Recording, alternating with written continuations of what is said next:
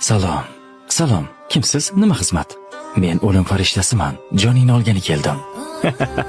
Hazillashmasangchi, birodar, mana bu inson o'zini Azroilman deb seni joningni olgani kelganman deydi. Qaysi odam? Kallang joyidami? Men hali o'lishga juda ham yoshlik qilaman.